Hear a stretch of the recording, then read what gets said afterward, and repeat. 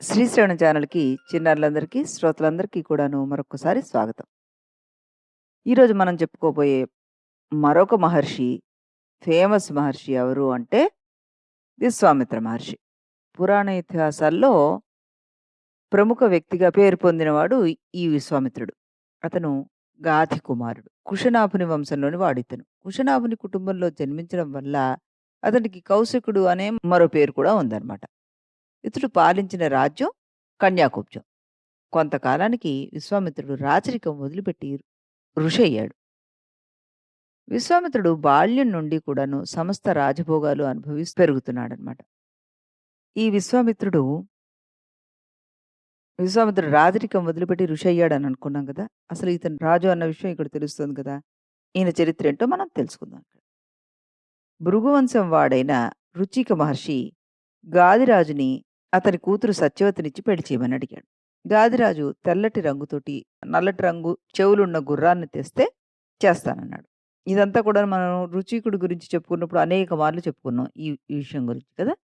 వరుణదేవుడిని అడిగి ఈ రకమైన రంగులో గల అనేక గుర్రాలను తీసుకొచ్చి ఇవ్వడం జరిగింది. ఆ తర్వాత సత్యవతినిచ్చి వివాహం చేయడం కూడా జరిగింది కదా! భార్య సత్యవతికి, ఆవిడ తల్లికి పిల్లల కోసం బ్రహ్మరాజ మంత్రాలతోటి 2 పాత్రలిస్తే ఇద్దరూ మార్చుకుంటారు. ఆ రకంగా జన్మించిన వాడు ఈ విశ్వామిత్రుడనమాట. గాదిరాజుకు పుట్టాడు. భరద్వాజుడు సత్యవతికి పుట్టాడు. ఆ తర్వాత విశ్వామిత్రుడు చిన్నప్పటి నుంచి రాజభోగాలతోటి అల్లారుముద్దుగా పెరుగుతూ కృపాసుడి దగ్గర అన్ని అస్త్రశస్త్ర ప్రయోగాలన్నీ తెలుసుకుని వీలుకాడయ్యాడు. కొంతకాలం తర్వాత విశ్వామిత్రుడి తండ్రి గాదిరాజు చనిపోగానే విశ్వామిత్రుడు కన్యాకుబ్జ రాజ్యానికి రాజై ప్రజారాజ్యకంగా పరిపాలిస్తున్నాడు. కొన్ని వేల సంవత్సరాలు రాజ్యం చేశాక ఒకనాడు సైన్య సమేతంగా అతడు వేట కోసం అడవిలోకి వెళ్ళి దగ్గరలో ఉన్న వశిష్ఠుడ ఆశ్రమానికి వెళ్ళాడు. విశ్వామిత్రుడిని గౌరవించి అతనికి సైన్యానికి కూడాను అతిథి మర్యాదలు చేసి అందరికీ భోజనాలు పెట్టాడు వశిష్ఠుడు. అంతమందికి వశిష్ఠుడు భోజనం పెట్టగలిగాడు అంటే దానికి కారణం అతని దగ్గర ఉన్న కామధేనువే అని తనకివ్వమని అడిగట విశ్వామిత్రుడు. వశిష్ఠుడు అందుకు ఇష్టపడలేదు. విశ్వామిత్రుడు బలవంతంగా కామధేనుని తీసుకువెళ్ళిపోతుంటే అది వశిష్ఠుడికేసి దీనంగా చూసిందట.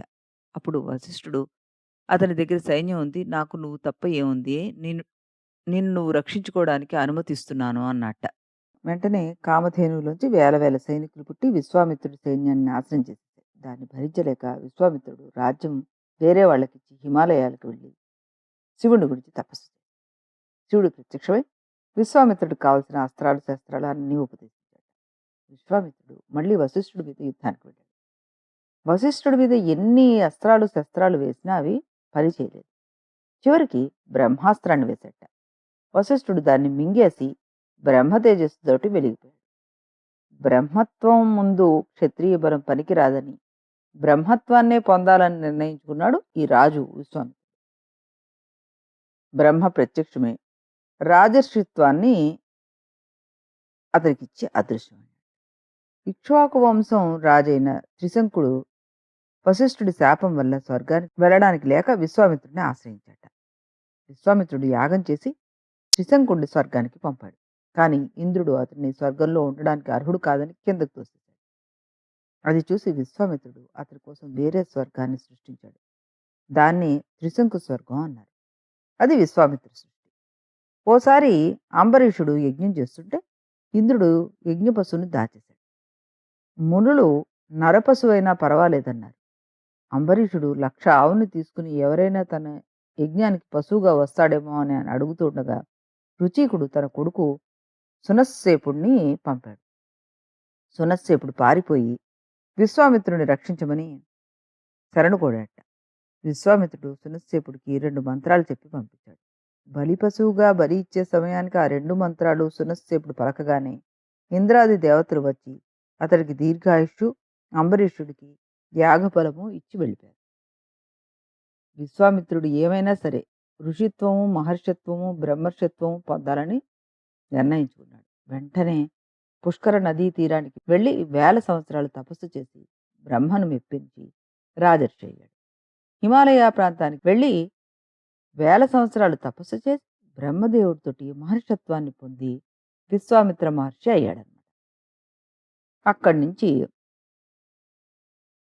తూర్పు దిక్కుగా వెళ్ళి చాలా సంవత్సరాలు కదలకుండా తపస్సు చేశాడు. ఆ ప్రదేశానికి సిద్ధాశ్రమం అని అంటారు. ఇంకా ఆయన తపస్సు తీవ్రతకు తట్టుకోలేక బ్రహ్మగారు విశ్వామిత్రుడికి బ్రహ్మర్షిత్వాన్ని, దీర్ఘాయుషు, బ్రహ్మతేజం ఇచ్చేశాట. విశ్వామిత్రుడు మాత్రం వశిష్ఠుడు ఒప్పుకుంటేనే కానీ తాను బ్రహ్మర్షి కాదని వశిష్ఠుడి దగ్గరికి వెళ్తే, "ఏమయ్యా ఋషి రా" అన్నట్ట వశిష్ఠుడు. విశ్వామిత్రుడు వెళ్ళి మళ్ళీ కొంతకాలం తపస్సు చేసొచ్చాడు. వశిష్ఠుడు ఈసారి, "ఏమయ్యా రాజర్షి" అన్నట్ట. మళ్ళీ వెళ్ళిపోయాట.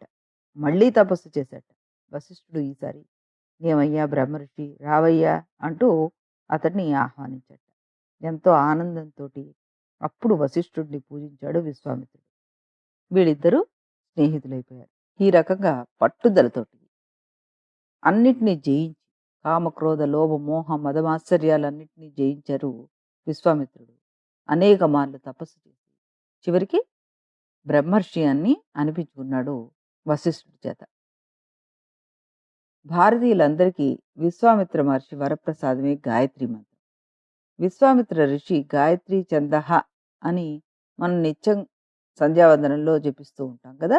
ఈ సమయంలో త్రిపాదషట్ కుక్షిః అని అనేక సందర్భాల్లో కూడాను ఉంది. ఈ గాయత్రి మహామంత్ర మహత్తు ఎంతటిదంటే 3 వేదములు క్షుణ్ణంగా పారాయణం చేసి వాటిని ముఖస్థం చేసుకుంటే వచ్చే పుణ్యమేదో గాయత్రి స్మరణ చేస్తే వస్తుంది. దీనికి సమానమైన మంత్రమే లేదు అని మహర్షులు హితబోధ చేశారు. త్రిమూర్తుల శక్తులు అందులో ఉన్నాయట. సమస్త ప్రకృతి అందులో ఉంది. అది పరబ్రహ్మ వస్తు. అందులో ఆద్యంతాలున్నాయి. అదే మనకి రక్ష. గాయత్రి మంత్ర ఉపదేశం వల్ల మనిషికి ద్విజత్వాన్ని, పశువుకి విప్రత్వాన్ని ఇచ్చేటటువంటి గొప్ప మంత్రమే ఈ గాయత్రి మంత్రాన్ని జగత్తులో చెప్పబడుతుంది. గానాత్రాయతేతి గాయత్రి. గానము చేయువారిని రక్షింపచేయునది గాన గాయత్రి అనబడింది. ఏది గానం చెయ్యాలి? వేదగానం చెయ్యాలి. మన ప్రత్యక్ష దేవత అయిన సూర్యభగవాను యందు అవిచ్ఛిన్నంగా ఉన్న చైతన్యమునకు తనకును గల అభేద భావమే సంధ్య. తనను గానం అంటే వేదాన్ని గానం చేసే వారిని కాపాడుతుంది అని అర్థం అన్నమాట. సంధ్యావందనం చేసే సంకల్పంలో ఉత్తిష్టంతు భూత పిశాచాః ఏతే భూమి భారకాః ఏతేషాం అవిరోధేన బ్రహ్మకర్మ సమారభే అని చెప్తాం కదా! సంధ్యోపాసన బ్రహ్మోపాసనయే అన్నమాట. అంటే బ్రహ్మకర్మే అన్నమాట. ఈ భూమికి భావములైన భూత పిశాచములారా, నేను బ్రహ్మకర్మను ప్రారంభిస్తున్నాను కనుక మీరు ఇక్కడి నుండి వెళ్ళండి అని అడ్డంకులు లేకుండా చేసుకుంటున్నాం. గాయత్రి వ్యాహృతి సంధ్య ద్విజబృంద నిషేవిత అని భానుమండల మధ్యస్థ భైరవి భగమాలిని అని మని లలిత సహస్రనామంలో కూడాను మనం చదువుకుంటూ ఉంటాం. ఈ రకంగా గాయత్రి మంత్రాన్ని మనకి అందించాడు ఈ మహానుభావుడు. ఆ తర్వాత ఈ మహానుభావుడు మనకి ఇంకా ఏమేమిటి అందించారు అన్నది మనం రేపటి ఎపిసోడ్లో తెలుసుకుందాం. అంతవరకు సెలవు.